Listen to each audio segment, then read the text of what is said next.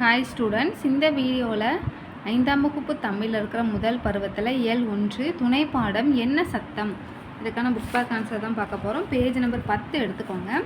Page number 10ல் பாருங்கள் மதிப்பீடு. First இது பாருங்கள், வினாக்களுக்கு விடையளிக்க. முதல் கேள்வி, செழியன் கண்ட கனவில் என்னென்ன ஒலிகளை கேட்டான்? இதற்கான ஆன்சர் இதே பேஜில் எழுதிக்கலாம். சைடில் எழுதிக்கோங்க. குரங்குகள் அலப்பியது, குயில் கூவியது, சிங்கம் முழங்கியது, யானை பிளிறியது, ஆந்தை அலறியது, மயில் அகவியது, குதிரை கனைத்தது. இதை மட்டும் எழுதிக்கோங்க. இதான் ஃபஸ்ட் கொஸ்டினுக்கான ஆன்சர். அடுத்து ரெண்டாவது கொஸ்டின், கனவில் சிங்கம் முழங்கிய சத்தம் கேட்டு நடந்தவை யாவை? இதற்கான ஆன்சர் பேஜ் நம்பர் 9 எடுத்துக்கோங்க.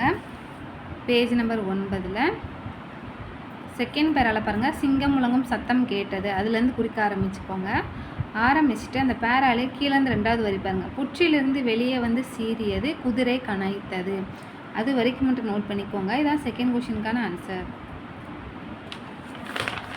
அடுத்தது சிந்தனை வினா. செழியன் கனவில் காட்டிற்கு பதிலாக கடல் பகுதிக்கு சென்றிருந்தால் என்னவெல்லாம் பார்த்திருப்பான்? இதற்கான ஆன்சர் கீழே எழுதிக்கோங்க. செழியன் கடல் பகுதிக்கு சென்றிருந்தால் மீன்கள், நண்டுகள், கடல் குதிரை, கப்பல், படகுகள் போன்றவற்றை பார்த்திருப்பான். இதை பார்த்து ஆன்சர் நோட் பண்ணிக்கோங்க. இதுதான் சிந்தனை வினாக்கான ஆன்சர்.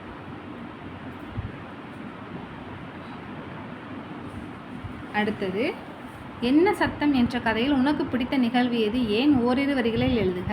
இதுக்கு ஆன்சர் அந்த பென்சிலை வச்சு எழுதியிருக்கேன் பார்த்துக்கோங்க. அதை பார்த்து எழுதுங்க. செழியன் தோட்டத்திற்கு சென்று கேட்ட பறவை மற்றும் விலங்குகளின் சத்தங்கள் ஆகும், ஏனெனில் இவை நம் அன்றாட வாழ்வில் கேட்டு பழகிய ஓசைகள் ஆகும் அப்படின்னு எழுதிக்கோங்க. என்ன சத்தம் என்ற கதையில் எனக்கு பிடித்த நிகழ்வுன்னு போட்டு இதை அப்படியே எழுதிக்கோங்க. அடுத்தது, இக்கதைக்கு நீங்கள் விரும்பும் தலைப்பு சைடில் எழுதிக்கோங்க. வாழ்க்கை பயணம். ஆன்சர் வாழ்க்கை பயணம். அடுத்தது கையெழுத்து பயிற்சி. கதையிலிருந்து ஏதேனும் 2 தொடர்களை பார்த்து உரிய இடைவெளி விட்டு நிறுத்தற் குறிகளுடன் தெளிவாக எழுதுக. நான் 2 நிகழ்வு எழுதியிருக்கேன். இதில் போடுக்க புல் ஸ்டாப்பு இந்த எல்லாமே கரெக்டாக எழுதணும். பார்த்து எழுதிக்கோங்க.